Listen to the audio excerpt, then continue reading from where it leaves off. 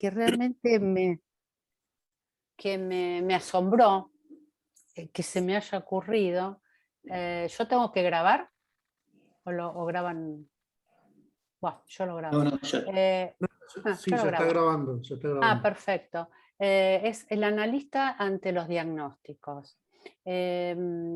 Todos sabemos que el psicoanálisis no es una psicoterapia, ni tampoco tiene que ver con la psiquiatría dinámica. Sin embargo, tanto los psicoanalistas como los psicoterapeutas, como los psiquiatras, recibimos los mismos demandas en los hospitales, que son, o en los consultorios privados, que son demandas generadas por los síntomas y el sufrimiento, o sea que son demandas generadas por el dolor de existir.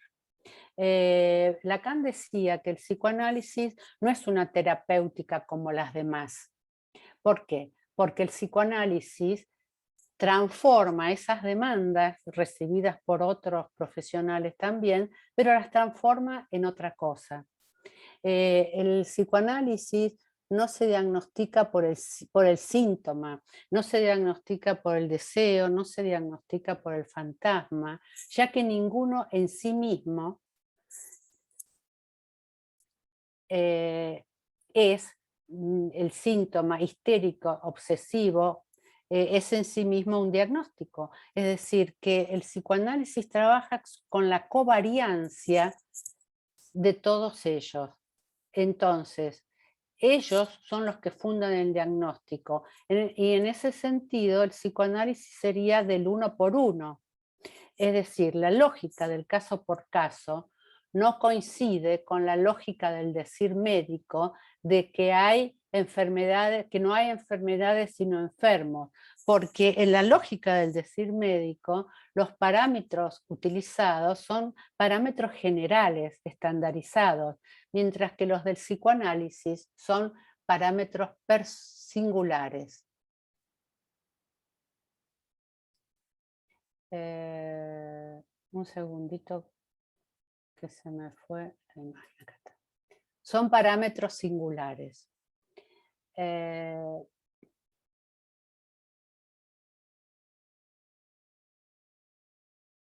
Para el médico, los signos clínicos no son covariantes, no covarían, ya que no se manejan con significantes, sino que se manejan con signos.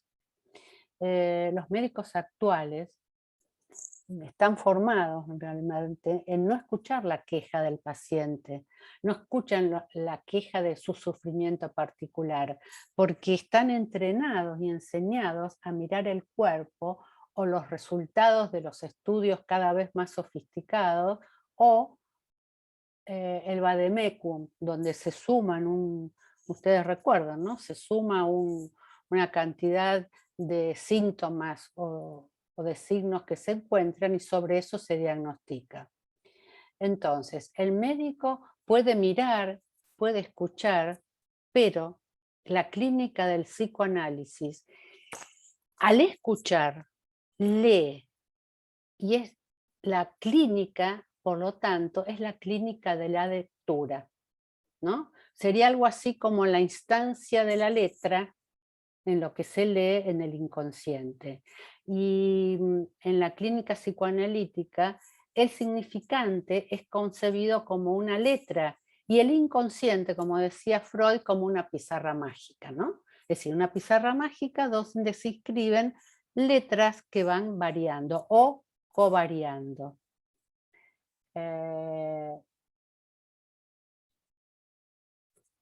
En este sentido, la medicina o la mirada médica utiliza un método comparativo y estadístico a fin de neutralizar la sorpresa causada por cada caso en su particularidad, siendo en el psicoanálisis la sorpresa uno de los principales indicadores de la presencia del sujeto del inconsciente, ¿no? Es decir, siendo lo que dio en llamar Lacan las formaciones del inconsciente, incluso la ocurrencia, el equívoco, como todos conocemos, lo que nos interesa como esa irrupción sorpresiva del sujeto. Es decir, que el psicoanálisis es una exploración del inconsciente, hacer consciente lo inconsciente, que consiste en explorar todos los significantes, las palabras y los deseos que circulan por él. Y al mismo tiempo se obtienen modificaciones de los síntomas. Eso es una cosa que todos conocemos, ¿no? Que serían esos efectos terapéuticos tan a veces espectaculares que se dan en los inicios del análisis, ¿no? Entonces, no hay que disociar el psicoanálisis de los efectos terapéuticos, efectos que se dan simplemente o debido a la escucha, al deseo del analista, a esa disposición a la transferencia a la cual aquel que nos consulta se presta y el analista está presto a recibirla, ¿no? Entonces, se trata siempre de un cálculo posible sobre los distintos síntomas.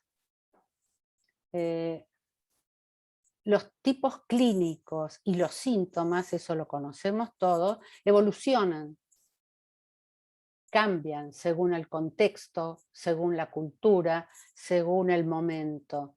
Y el psicoanálisis va a dar respuestas que muy diferentes a la mirada médica en cuanto a, por ejemplo, cuando la medicina diría en el diagnóstico de una histérica, usted no tiene nada, vaya tranquila a su casa.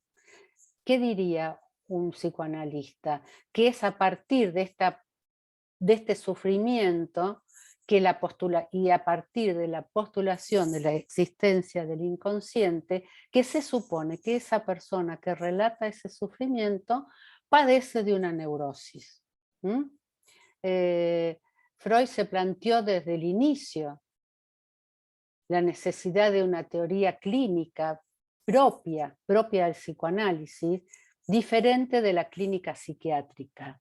Freud necesitaba una nosología propia, es decir, una identificación de los síntomas propios de lo que él estaba investigando y descubriendo, y una teoría explicativa también para ellos. Historizando un poco, podemos ver que tanto Freud como Lacan, como Melanie Klein, no sé si recuerdan la escuela inglesa que estaba compuesta por Melanie Klein, Bion, Winnicott, Anna Segal, entre otros, tenían su teoría, su clínica y sus métodos diagnósticos. También lo tenían Anna Freud, recuerdan que estudiaba el yo y los mecanismos de defensa, y también por esos años de entreguerra y de guerra, muchos psicoanalistas formados con Freud en Viena, en Austria, en Alemania, tuvieron que huir de Europa y tuvieron que ir a los Estados Unidos, donde se fue formando, no sé si ustedes recuerdan, con Chris Lowenstein, Reich, y no recuerdo cuántos otros, se fueron formando esos grupos de emigrados que iban llevando, como decía Freud, la peste, pero se fue modificando porque se fue dando, adaptada a esa cultura, una ego psychology, ¿no? Entonces, con esa nueva mirada de la ego psychology, construyeron otras clínicas y por lo tanto otros diagnósticos. Me interesó, ya que estaba buscando, me interesó buscar qué hacían, cómo era, ¿no? Aquello que buscaban, y buscaban fundamentalmente las influencias socioculturales sobre el desarrollo del yo, ¿no? En los Estados Unidos la psicología del yo fue un enfoque psicoanalítico predominante, aunque los psicoanalistas europeos fueron llevando otras teorías, ¿no?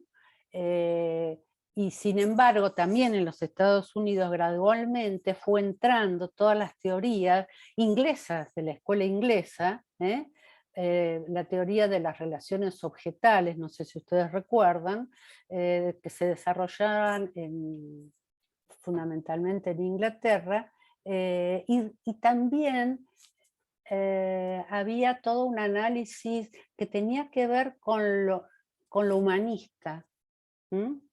Con lo humanista, donde hubo dos grandes referentes, no sé si ustedes recuerdan, que fueron Carl Rogers y Maslow, que no me acuerdo el nombre. Son cuestiones importantes en la historia del movimiento psicoanalítico mundial.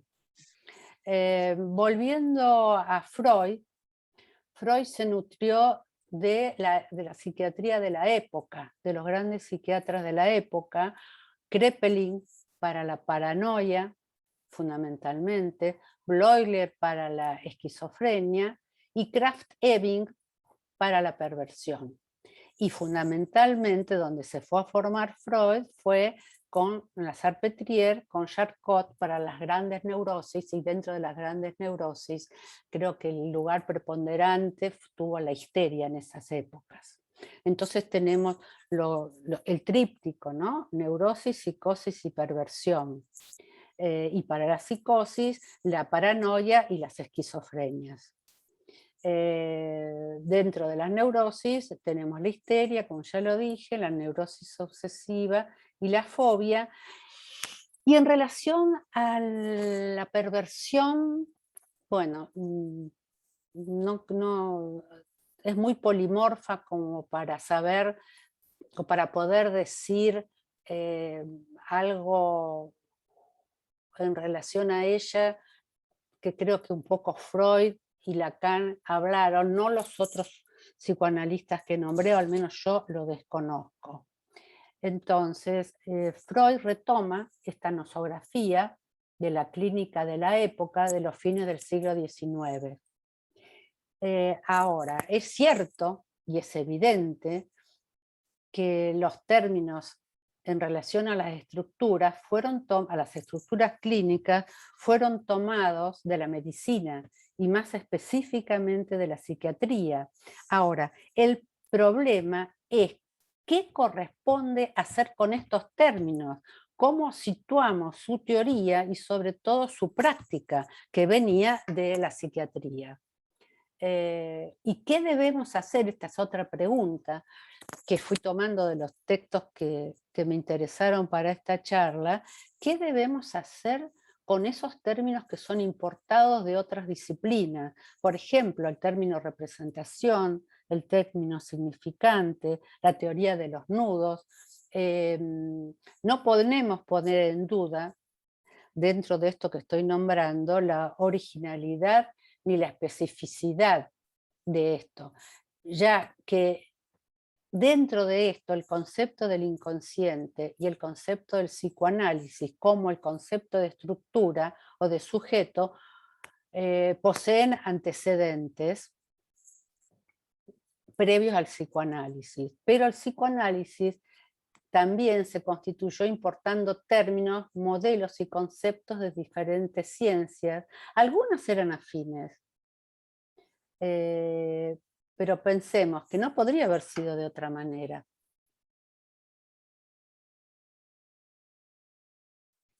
En relación al diagnóstico, que tomé la idea del libro de Colette Soler, La querella de los diagnósticos, ella dice que tenemos no solo que interrogar su pertenencia nosográfica, sino el punto de perspectiva, y esto me parece interesantísimo, el punto de perspectiva desde donde los síntomas son evaluados, que es lo que siempre quedó silenciado, es decir, la perspectiva, ¿no?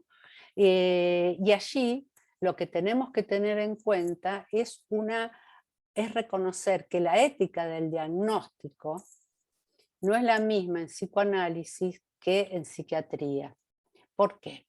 Porque en la psiquiatría, en un sentido, la ética del diagnóstico tiene que ver con un criterio de adaptación social o de peligrosidad para el sujeto diagnosticado, para sí mismo o para el semejante. Eso tiene mucho que ver con el auge, creo que fue en el año 1950 y tantos, donde comenzaron a surgir todos los libros, ¿no? Los libritos ese del DSM-4, donde se sumaban los síntomas y sobre eso se hacía un diagnóstico. Es decir, es un diagnóstico fundamentalmente de adaptación social. En cambio, la adaptación ética del diagnóstico en psicoanálisis la tenemos que encontrar, buscar en el inconsciente. Es decir, porque la adaptación, la evolución ética debe ser un deber relativo al discurso, no es un deber en general a la adaptación per se, ¿no? Entonces, tomando de Foucault lo que él decía en su libro, que es un autor, aunque el psicoanálisis ya no tanto sea una práctica nueva, no puede ser una práctica neológica, es decir, necesita tener o fundarse en en aquellas palabras que fueron fundando diferentes perspectivas y visiones del sujeto. No puede existir por fuera del entrecruzamiento de saberes, no puede existir por fuera de, por ejemplo, de la mitología, la sociología, la antropología o la lingüística. Leía en algún lugar que Freud decía y recomendaba que para formarse en el campo del conocimiento había que tener también conocimientos en un campo que él decía que se llamaba el Universitas Literarum, a lo que Lacan agregó también que había que agregarle ramas pertenecientes a la matemática, a la geometría, a la topología. Lacan entonces retoma las categorías diagnósticas, igual que Freud, pero no está de acuerdo con esta nosografía, no la discute, pero discute cuáles son las teorías explicativas en relación a ella. Y por tanto va a repensar los fenómenos de la neurosis, de la psicosis y de la perversión a partir de la estructura del sujeto, en tanto está determinado por la estructura del significante y del discurso. Para Lacan, la condición neurótica o psicótica de un sujeto depende de lo que se desarrolla en el otro. Es decir, el famoso ¿qué me quiere el otro? ¿No? ¿Qué me quiere? En este sentido, no hay posibilidad para el sujeto de elegir su ubicación como neurótico o psicótico, pero sí hay una posibilidad para el sujeto de elegir el tipo de neurosis. ¿Esto qué implica? Esto implica la noción freudiana de elección de neurosis. Creo que está bien explicado en alguna parte, en algunos textos de Freud, pero yo lo ubiqué más en división, síntoma y angustia, ¿no? Se puede elegir, aunque parezca extraño, aunque parezca mentira, aunque parezca paradójico, entre una histeria o una obsesión.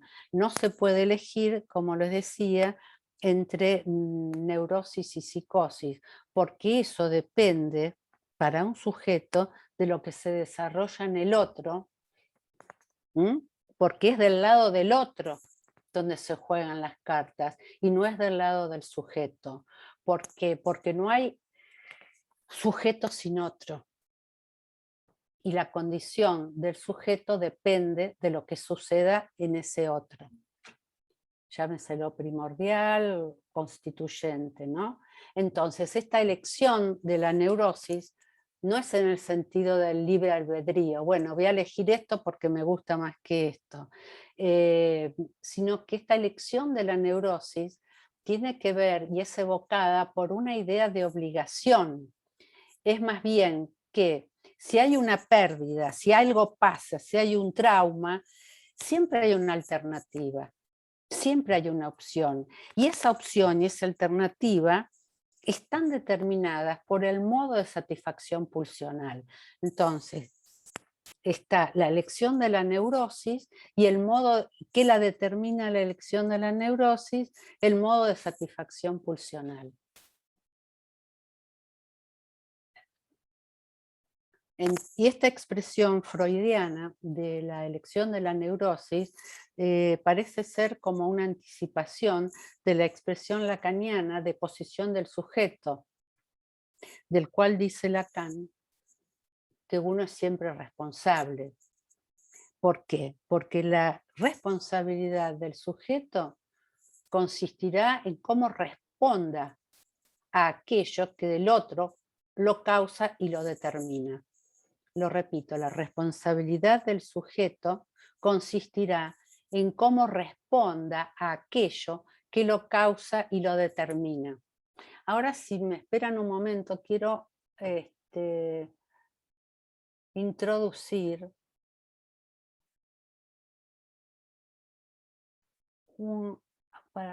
porque me pareció interesante.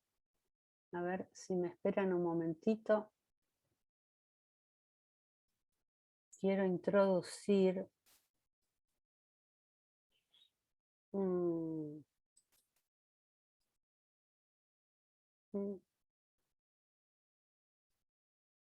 no, estoy share otra cosa, ¿no?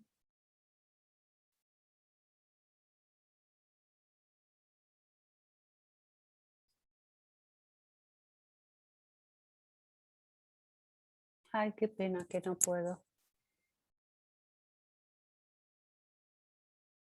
Bueno, les cuento lo que quiero introducir. Quería mostrarles, porque a mí me pareció muy importante, el esquema, el famoso esquema del huevo de Freud.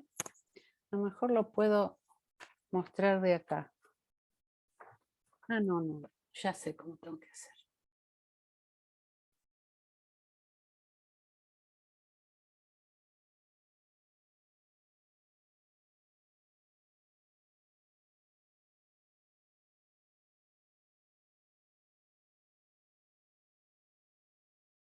Si lo pones en el escritorio, Vicky, lo sacás del escritorio al compartir pantalla.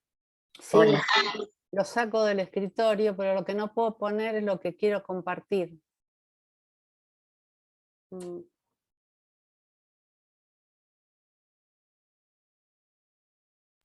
Compartir y cliqueás el grafo que querés compartir. Sí, pero no encuentro el grafo, ese es el problema, Estela.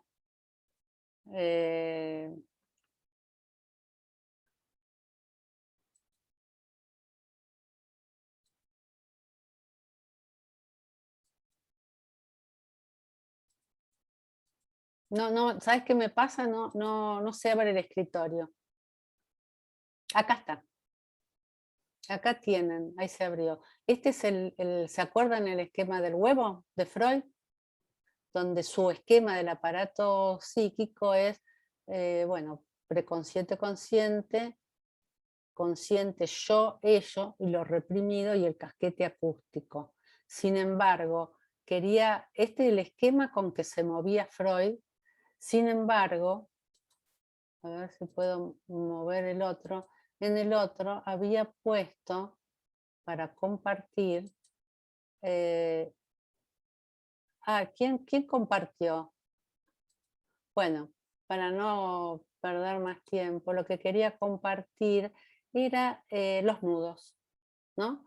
En donde Lacan pone el nudo borromeo, el nudo de trébol, que sería el nudo de Schreber, y el nudo con la rectificación del cuarto nudo que los ata. Y ese sería el esquema del aparato psíquico para Lacan, ¿no? Es decir, contraponiendo el esquema del huevo con las postulaciones de los nudos de Lacan.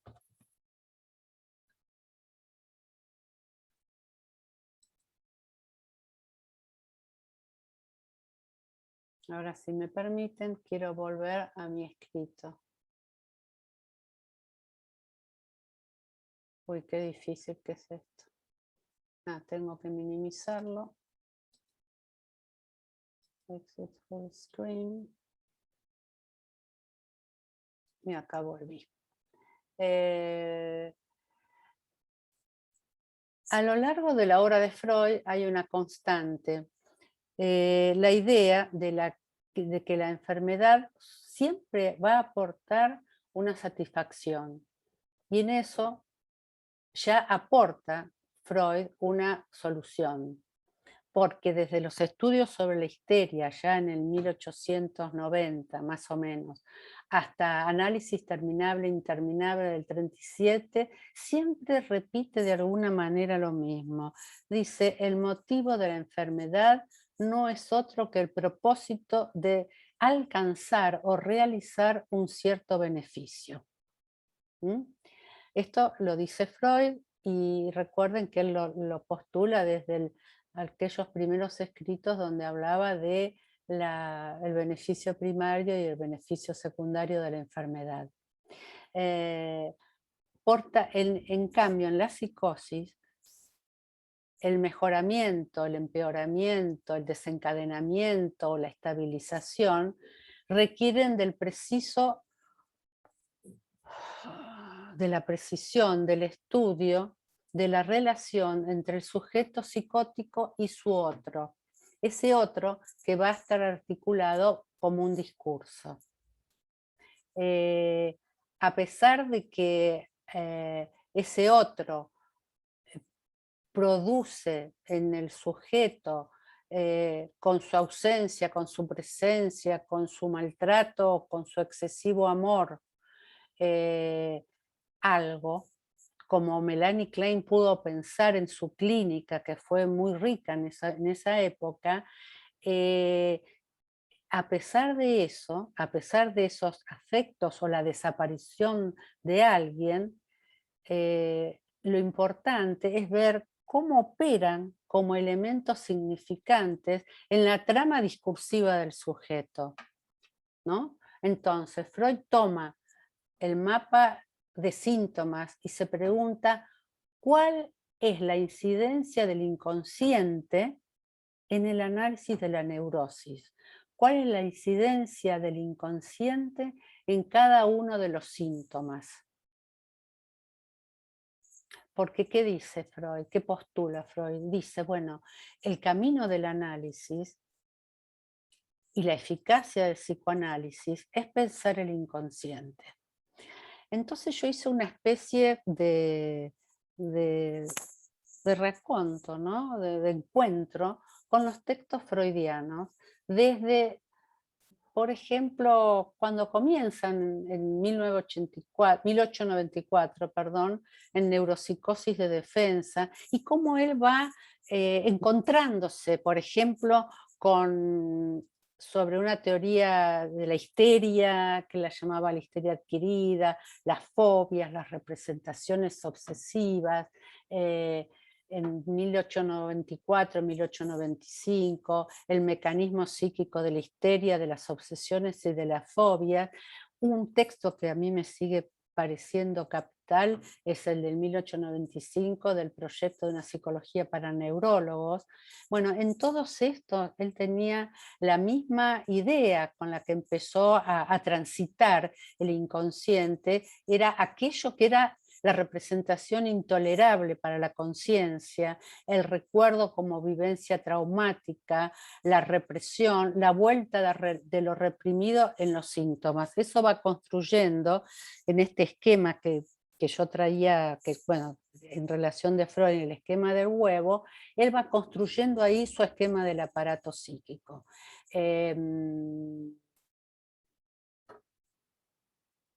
Y voy a hacer un salto hacia 1905, 1901, que fue todo la primera etapa de la primera tópica, primera etapa tan rica, ¿no? En Freud. Y esa etapa de consciente, preconsciente, inconsciente. Yo lo que estoy nombrando no son los textos de Freud, sino aquellos textos en donde él va trazando una línea de investigación en relación a la clínica y en relación al diagnóstico, ¿no? Entonces, he tomado, por ejemplo, ítems, ¿no? La primera tópica, 1914, con la introducción al narcisismo, tiene que cambiar su teoría, ¿no? En 1915, en Duelo y Melancolía, también cambia su teoría, y culmina para mí en su gran intento de síntesis, que es maravillosa, con la metapsicología, y llegamos a la altura de 1920 con Más allá del principio del placer, donde nuevamente él se encuentra con que no todo pasa por el pensamiento, ¿no? Que hay un grupo de emociones pulsionales, que sería como otro grupo de procesos psíquicos, que se imponen al sujeto sin pasar por la palabra y que imponen un gran obstáculo a ese imperativo de diga de la asociación libre, ¿no? Es una alternativa que tiene que ver con o bien piensa o bien se actúa el inconsciente.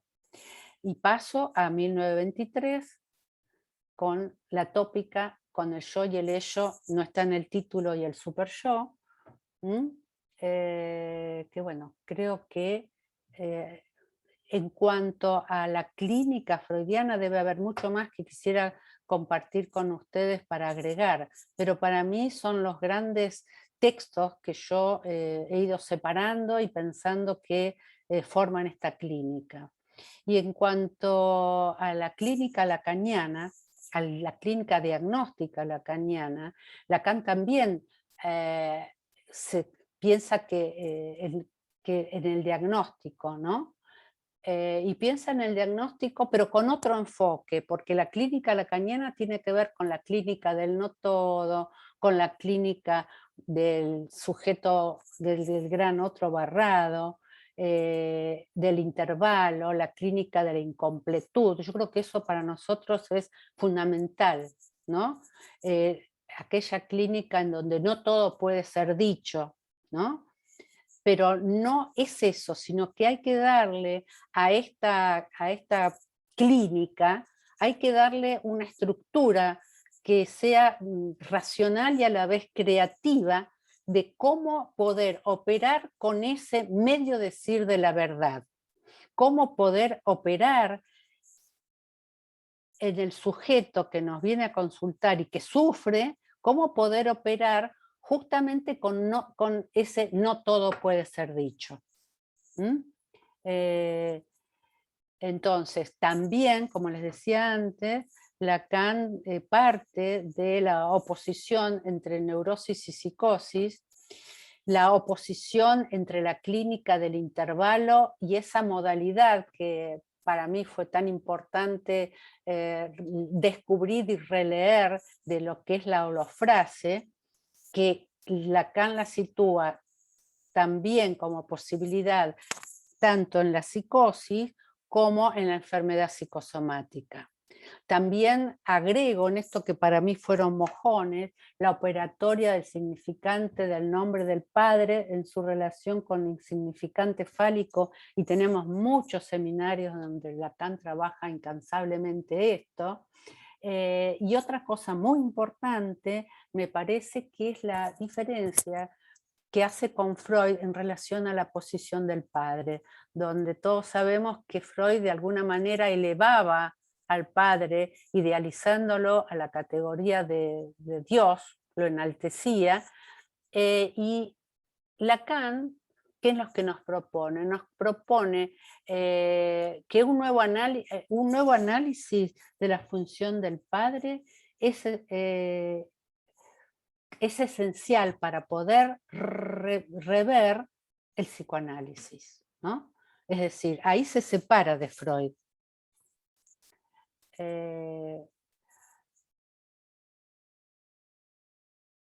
Sin pensar, como siempre nosotros decimos, que hay un Lacan, el último, que por ser el último es el mejor, no por ser el último es el mejor, sin modificar ese tríptico, neurosis, psicosis y perversión, Lacan lo va enriqueciendo. Incluso Lacan aísla síntomas que no tienen nada que ver con el desciframiento, sino con trastornos del deseo, trastornos de los goces pulsionales, trastornos de las adicciones o pasaje al acto. No le da grandes categorías clínicas, categorías diagnósticas, pero son muy importantes en su clínica. Eh, También haciendo una historización que pude hacer y que espero que me ayuden, ¿no? También traté de ordenarme teniendo en cuenta las distintas etapas que podemos hablar de Lacan, donde es una etapa más saussuriana, si se quiere, más estructuralista, donde se hace énfasis en la cadena significante, y a partir de 1973 comienza a utilizar las categorías de real, simbólico, imaginario, la construcción de la metáfora paterna y, como yo les decía antes, en el 64, seminario 11, yo tratando de armar esta charla, me reencontré con el concepto de holofrase, que tal vez quedó un poco olvidado, bueno, olvidado, pero no tan utilizado como otros conceptos de los últimos seminarios de Lacan, este, mm, donde él habla de que la holofrase es el aglutinamiento, ¿no? Es como una interjección, como una expresión monolítica, donde no hay una argumentación gramatical, o sea, no hay una gramática de la pulsión entre el enunciado y la enunciación. Es como una fusión monolítica entre el S1 y el S2, y de ahí van a decantar una serie de casos clínicos que él sitúa como el efecto psicosomático, la psicosis y la debilidad mental, ¿no? Él lo sitúa como alteraciones dentro de las operaciones fundantes de alienación y separación.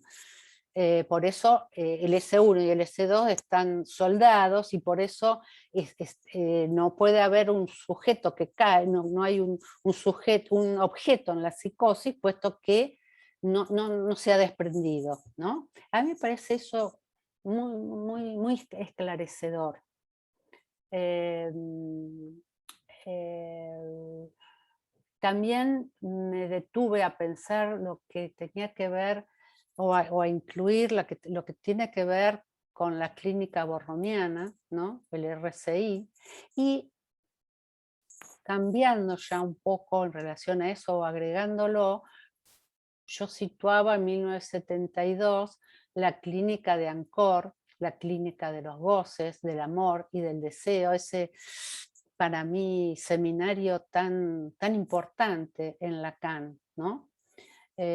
También eso para mí marca un giro, al igual que el giro de los 4 discursos, ¿no? Eh, en la clínica la posibilidad de hacer un diagnóstico lacaniano, ¿no? Y tenemos los 4 discursos, el discurso del amo, el discurso de la histérica, el discurso universitario y el discurso del analista, donde cada giro, como sabemos, ¿no? del discurso da lugar a un nuevo amor. También tenemos la clínica de los espacios topológicos, de esa geometría no euclidiana que tanto utilizó Lacan, que bueno, nos resulta importante pero difícil. Otra cosa muy importante en la enseñanza de Lacan, también que está en Ancor y está en los últimos seminarios, que son los matemas de la sexuación. Y el cuadro de la sexuación, que es tan importante en nuestra clínica. Y por último, la clínica de las mentalidades, ¿no? Como esos lapsus en el nudo que se solucionan o no. Bueno, no sé cuánto he hablado, cuánto dije, pero bueno, hasta acá llegó lo que he querido compartir con ustedes, y ahora quisiera y espero que esto haya causado ganas de compartir y de intercambiar y de agregar a lo que he podido armar para compartir con ustedes. Gracias.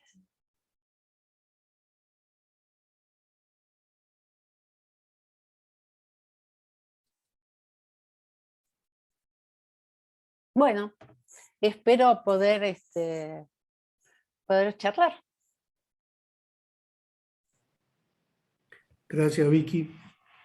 Bueno, está abierto el espacio para preguntas, comentarios, quien quiera Sí, intervenir. sí. Sí, y agregados. Yo lo que quiero es que vayamos construyendo esta charla en una especie de, a ver cómo les diría, de, de planilla viviente, ¿no? Es decir, ir agregando a los diagnósticos todo aquello que, aunque no esté dicho o no haya sido dicho por mí, que contribuye y que enriquezca esto que pude pensar.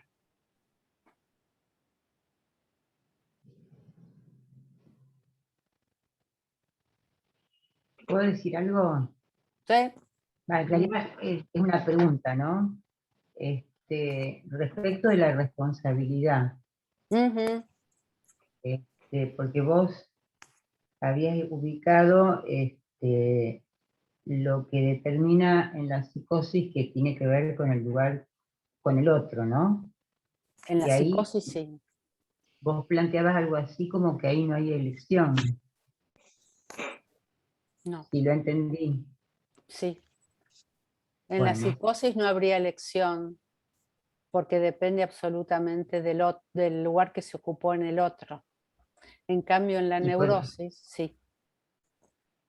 por otra parte vos planteabas la elección de la neurosis, que ahí no me acuerdo si planteabas algo como la lectura que el sujeto hace respecto del deseo del otro, o cómo, no recuerdo cómo lo planteabas. La lectura que el sujeto hace del, del lugar que ocupó en el otro. Es posible Ahora, eso, y yo eso es pensaba, ¿no? responsabilidad del sujeto hacer esa lectura. Justamente eso es lo que planteaba.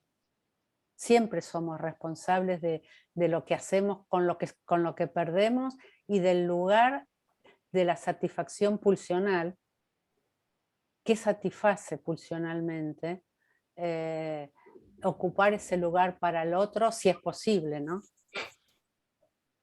Sí. Ahora, yo pensaba esto, ¿no?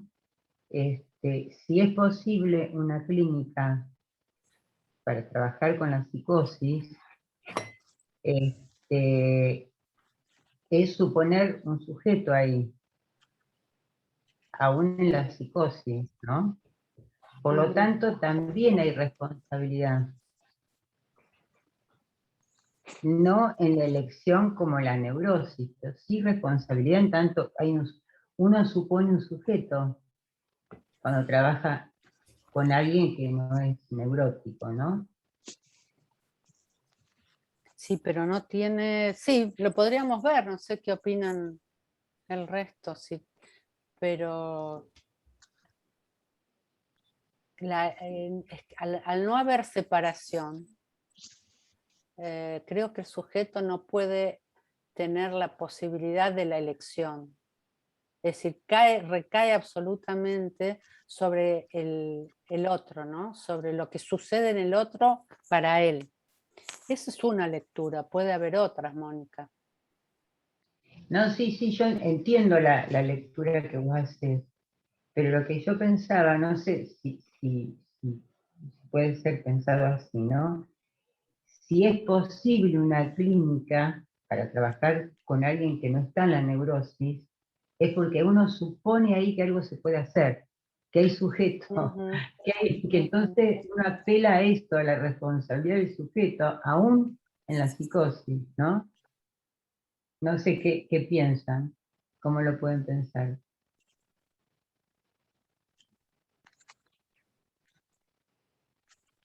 Va, lo planteo para compartirlo, ¿no? Para ver qué...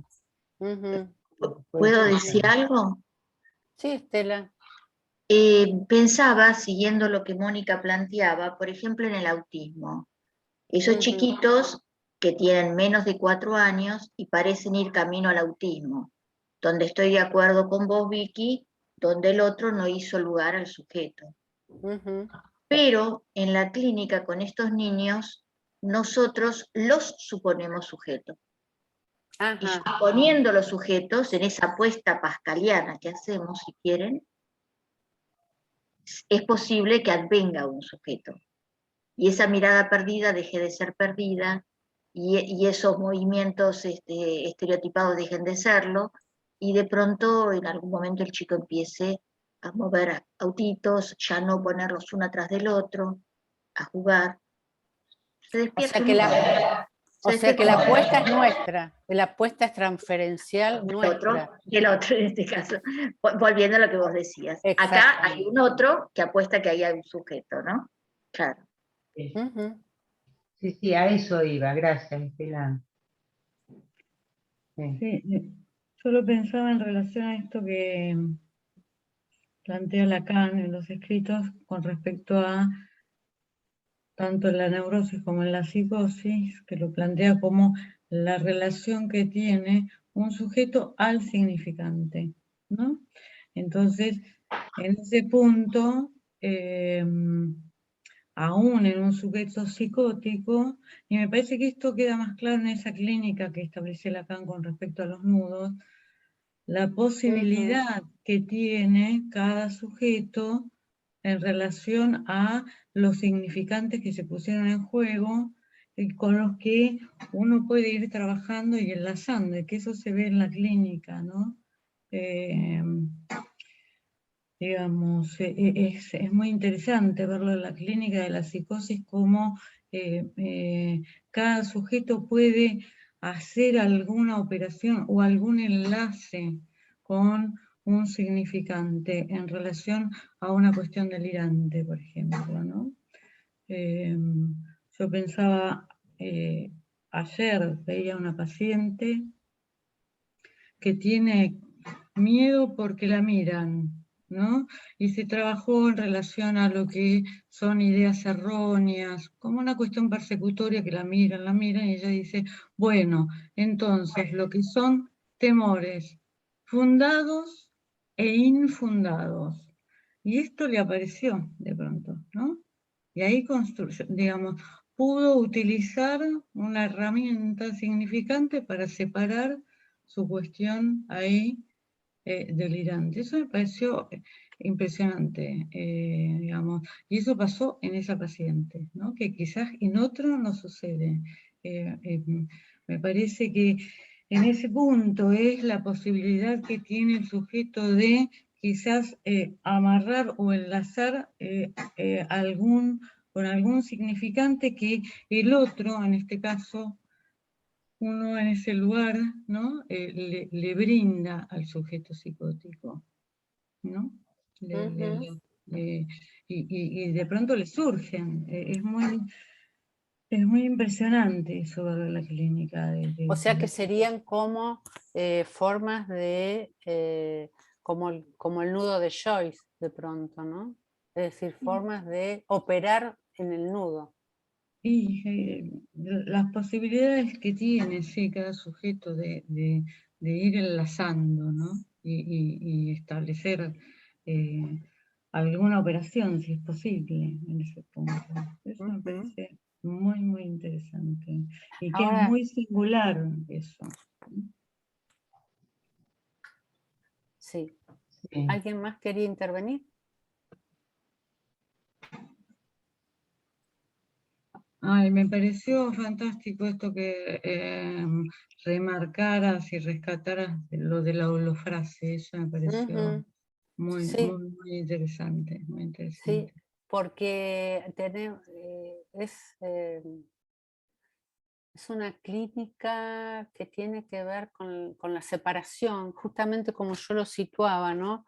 Una clínica que se une a este del no todo puede ser dicho, no todo queda pegado, y eso lleva a un sinfín de manifestaciones clínicas, justamente como intentos fallidos de separación, ¿no? Y son, o a algo que es mucho más pesado todavía, que Lacan sitúa ahí en algunas, en la holofrase, la enfermedad psicosomática, juntos los sitúa en la misma línea, ¿no? Holofrase, enfermedad psicosomática y debilidad mental, ¿no? A mí me parece, sí, me parece muy importante. No sé si después Lacan lo vuelve a retomar, me parece que no mucho, pero a nivel del seminario 11 creo que hace un giro muy importante. Así como se me ocurre pensar cuando Freud introduce la pulsión de muerte, hace un giro importantísimo en su conceptualización. Y nos sitúa dentro de otra mirada ética del sujeto, ¿no?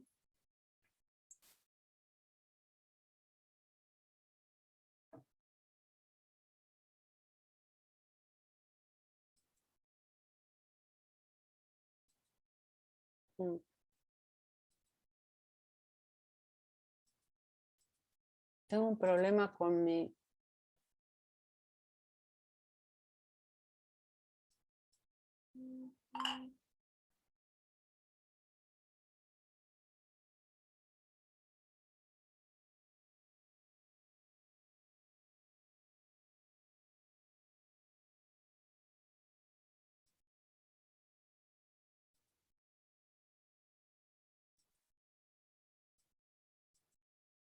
Saben que no los puedo ver.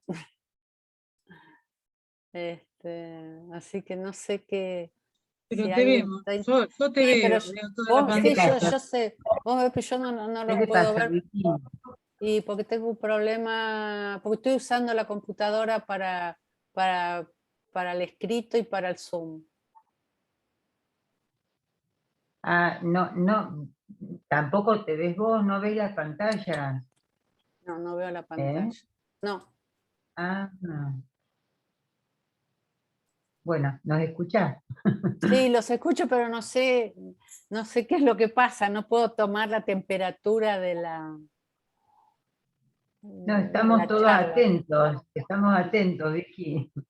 Claro. ¿Estás No sé si alguien... compartiendo pantalla? No puedo. Pero bueno.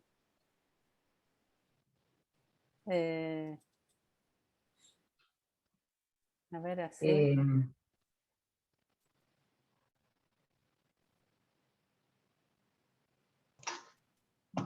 Probablemente si lo que te pasó es que te ves vos sola en un cuadradito arriba a la derecha, ¿es eso? Ahora te veo a vos. Claro, porque estoy hablando. Bueno, Claro. lo que debe pasar es, fíjate, abajo a la derecha tiene que haber un icono que si lo apretás dentro del mismo cuadradito en donde me estarás viendo ahora porque estoy hablando, ahí te va a abrir todo el display, digamos. Ah, ahí está. A ver. Ahí está. Gracias. Ahora lo abrí. Ahora lo pude abrir.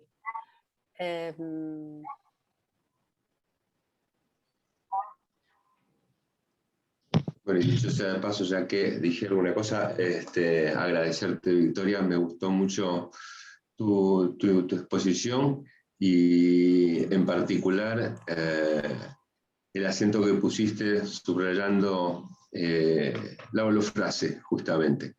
En lo personal, debo decir que es un tema que me interesa, entre otras cosas por las condiciones históricas en las que se producen los efectos de sujeto en las sociedades en las que vivimos actualmente. Me atrevería a decir de alguna manera que hay muchos condicionantes para vivir vidas holofraseadas, digamos, para decirlo de alguna manera, ¿no? Sin posibilidad de que haya permutaciones, relevos, sino más bien fijezas y repeticiones como de cabeza dura, como se diría en el barrio, respecto de existencias que transitan, digamos, viviendo ligadas a una sola idea, sin corte, sin pasaje a otra cosa, como si se viviera encapsulado en una holofrase todo el tiempo, y muchos de los productores de discursos en los medios que hoy pueblan discursivamente nuestras vidas, me parece que refuerzan precisamente construcciones como las de las holofrases, ¿no? Es decir, bloques, ¿no? Operan como bloques, que no son disolubles por la experiencia, que son inmunes a la argumentación, que no le permiten a los sujetos salirse, correrse de la frase que ya está planteada, ¿no? Es como, a ver, te interrumpo un segundo, pero para seguirte la idea, es como que en el malestar en la cultura en el cual todos habitamos, no hay lugar para el corte, para el intervalo, no hay lugar para eso, para que emerja el sujeto del inconsciente en toda su posibilidad creativa, ¿no? Vos estás planteando eso y justamente vivimos en estas sociedades holofraseadas de alguna manera. Holofraseadas, ¿no? Y en definitiva también a su vez minorizadas, digamos, ¿no? Viste, tiene que ver con la minoría y ya que citas al malestar, digo, claro, una de las tres grandes dolores son cómo duelen las relaciones, ¿no? Las relaciones humanas. Y enlazadas discursivamente en términos de holofrase, me parece que, usando esa expresión, la vida holofraseada, digamos, está en las antípodas de una vida emancipada. Eso me hizo pensar la pregunta de Mónica respecto de la responsabilidad, ¿no? Y en tal sentido tiendo a pensar el psicoanálisis precisamente como un trabajo clínico, obviamente, que clínico y no solo clínico, si pienso en el psicoanálisis intensivo y extensivo, verdaderamente civilizatorio. En ese sentido lo pienso. Sí. Yo pensaba mucho en cómo poder pensar la experiencia del psicoanálisis en el hospital, ¿no? Que me parece, bueno, Miriam, vos de eso conocés bastante. Y creo que la lectura del psicoanalista en el hospital tiene que ser absolutamente pertinente a continuar con las leyes éticas del inconsciente y tratar de convivir con la psiquiatría, que bueno, por ahí es muy importante, ¿no? Uno se necesita medicar a pacientes que están absolutamente desencadenados, pero no olvidar que el camino no es ese, ¿no? Sino que es el camino del significante, de la ética del significante, no de la ética del signo. Perdón, a mí me parecía así como interesante, bueno, estas dos cuestiones que se dan ahora, ¿no? En relación a la holofrase, esto que rescatás, bueno, esto que hablaba Claudio también, que está muy en relación a la debilidad mental, ¿no? Bueno, con esto también tenemos que trabajar, Claro. ¿no? En ese punto. Bueno, con esos diagnósticos psiquiátricos que están en relación a esto que vos decías, a un ordenamiento social o a la adaptación del yo y demás, que en algunos casos es muy importante, ¿no? Que digamos, una adaptación social para un paciente psicótico que quizás es a lo máximo que puede llegar, ¿no? A que esté estabilizado su yo. Pero, digo, con esos diagnósticos también tenemos que trabajar y que también tenemos que conocer en ese punto.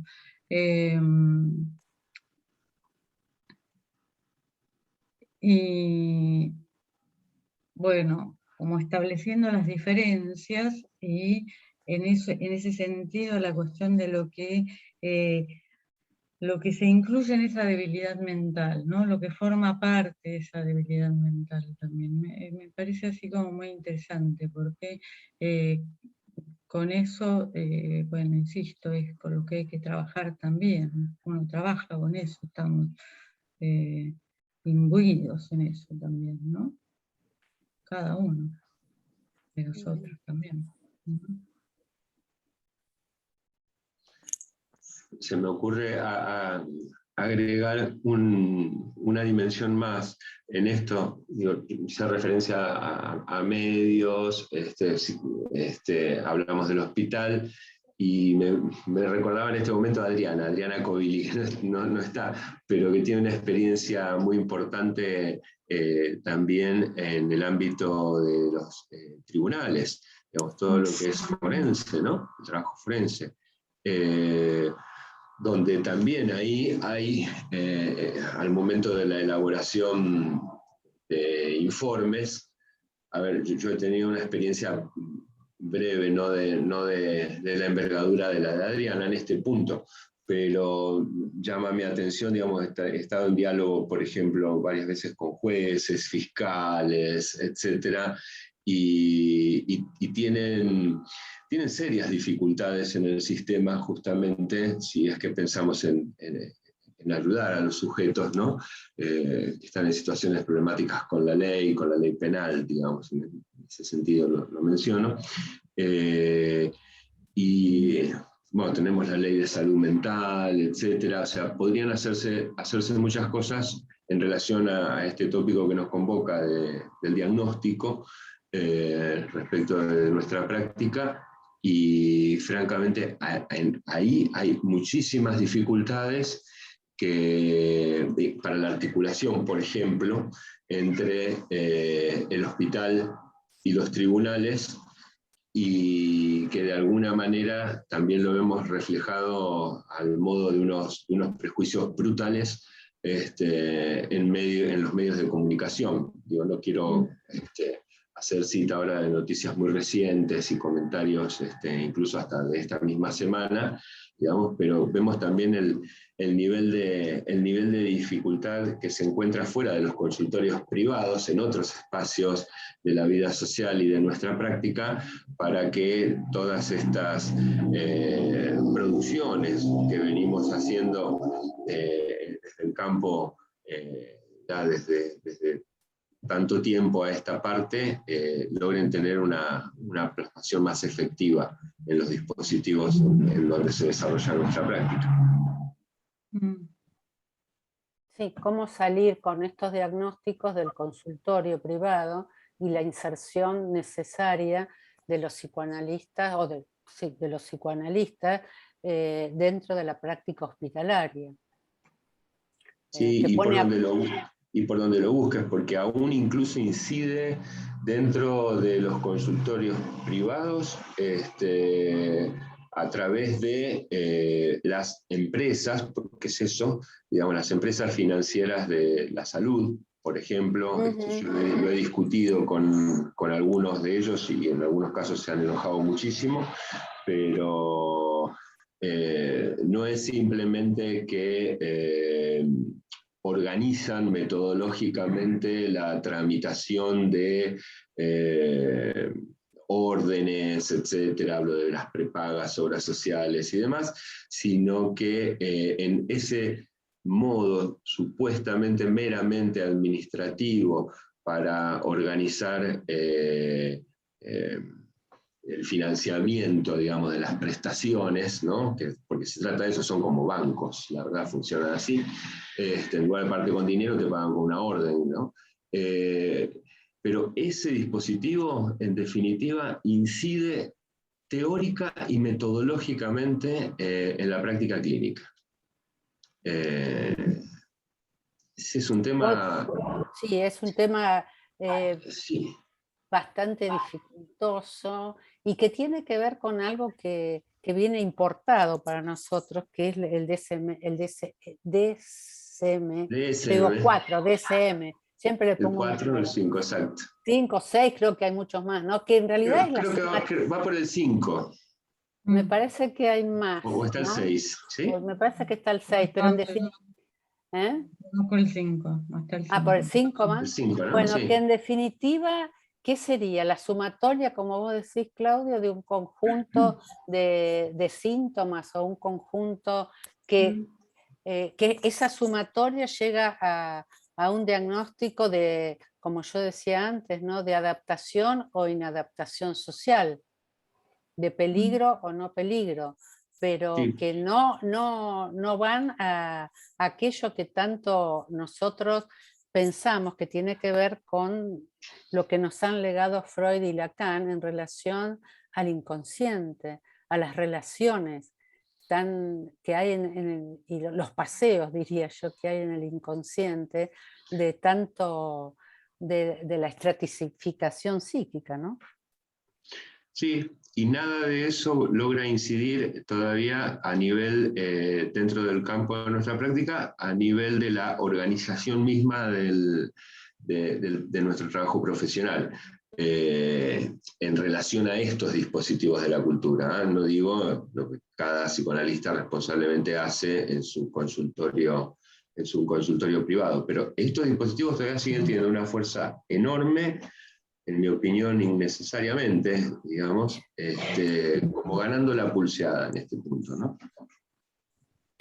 Como jugando una pulseada, no ganándola, como jugando una pulseada, ¿no? Jugándola, sí, lo que pasa es que, bueno, el nivel de determinación que tienen actualmente es gigantesco, ¿no? Pero no sé, ya no quiero seguir avanzando en reflexión al respecto porque ya entraríamos a otro territorio, me parece a mí, que tiene más bien que ver con el análisis político, social, etcétera. Pero bueno. Perdona, a mí lo que me pareció también muy interesante, que lo remarcaba Diego, era la cuestión de la sorpresa, ¿no? La sorpresa del sujeto, pero y la sorpresa del analista también, ¿no? Frente a la respuesta del sujeto, la sorpresa que se da en el análisis. O en un tratamiento también, digamos, nos encontramos con la sorpresa de la respuesta del sujeto frente a una intervención. Eso es muy interesante, ¿no? Es que nosotros, Miriam, trabajamos con la sorpresa, trabajamos tratando de producir y de alojar la sorpresa, o sea, Pero lo interesante también es que nos encontramos sorprendiéndonos por eso también, ¿no? Claro. Bueno, nos tenemos que sorprender siempre, porque cuando nos dejemos de sorprender estamos mal, estamos mal. De todos modos, ¿qué es lo que pasa? En otras conceptualizaciones, como por ejemplo las conceptualizaciones psiquiátricas, hay que erradicar, cercenar, yugular la sorpresa para que haya una adaptación que Claro. entre dentro de los cánones, ya sea del DSM o en la manera de medicar, ¿no? Que yo me asombro cada vez más de cómo los psiquiatras medican, realmente también haciendo un conteo de los síntomas, y en este momento la farmacopea es tan grande, tan vasta, que no sé, creo que excluye al sujeto, justamente. Sí. Sin duda. Sí. A ver, creo que es de experiencia de casi todos, o sea, un paciente que concurre al psiquiatra, incluso para decirle yo no quisiera seguir tomando esta medicación, o quiere hablarle de qué le está pasando y que si no puede dormir porque se despierta, que tiene un sueño recurrente, etcétera, y el psiquiatra, lo digo porque me ha pasado con algunos pacientes, que el psiquiatra la respuesta es, bueno, pero quédese tranquilo, le voy a aumentar la dosis y va a ver que no se despierta. Listo. Se finí. Sí. Se finí. Sí.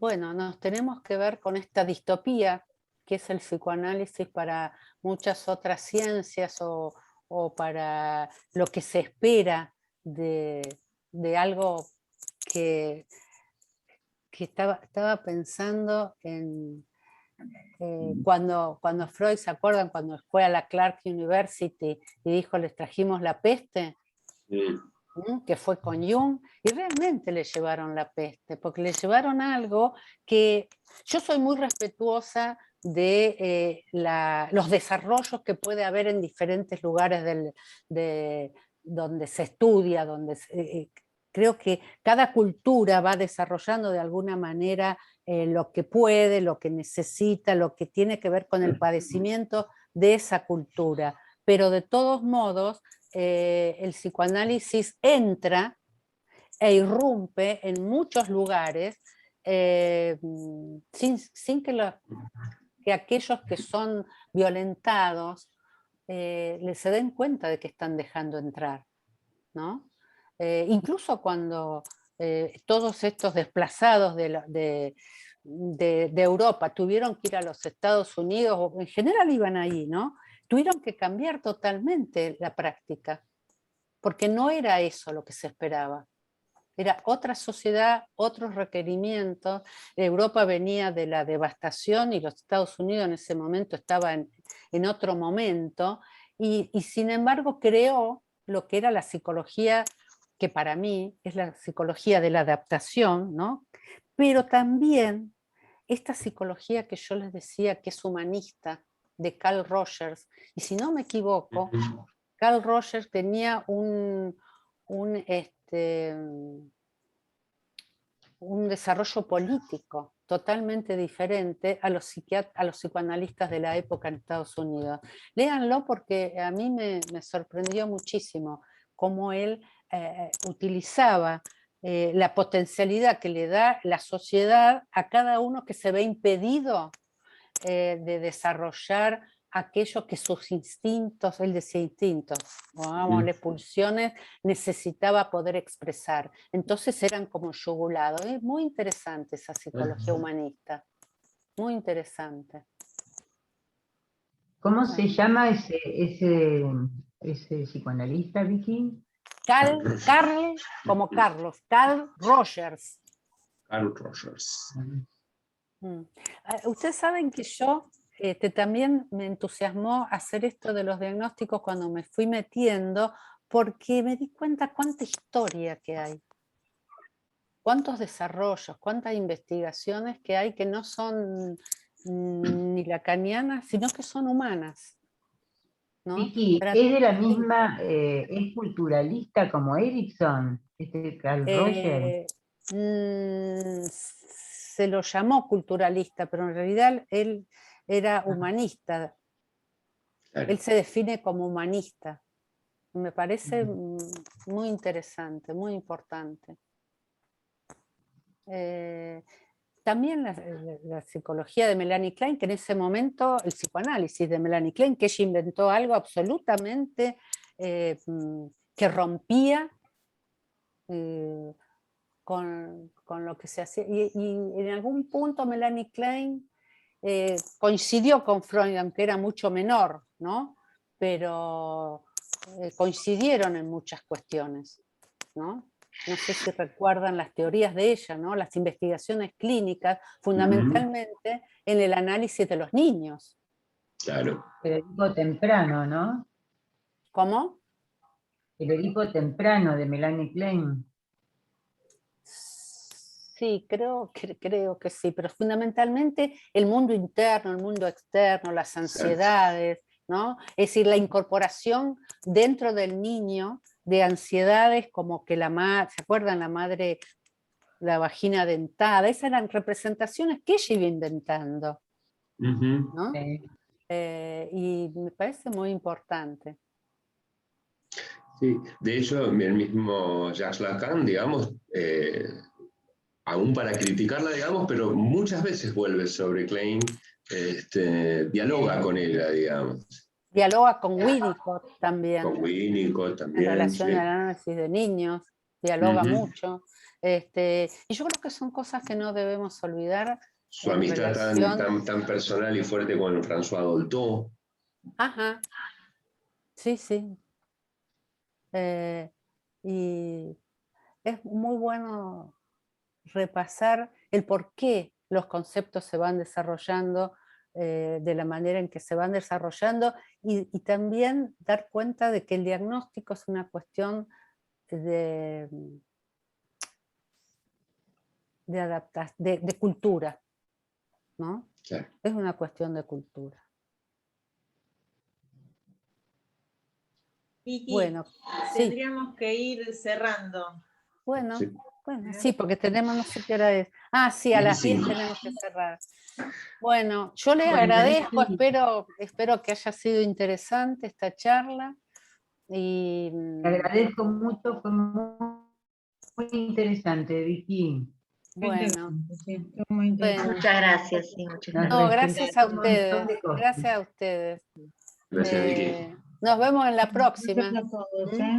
Bueno, chao, buenas noches. Buenas Chao, noches. Chao, buenas Bueno. noches. gracias. Adiós. Adiós, adiós.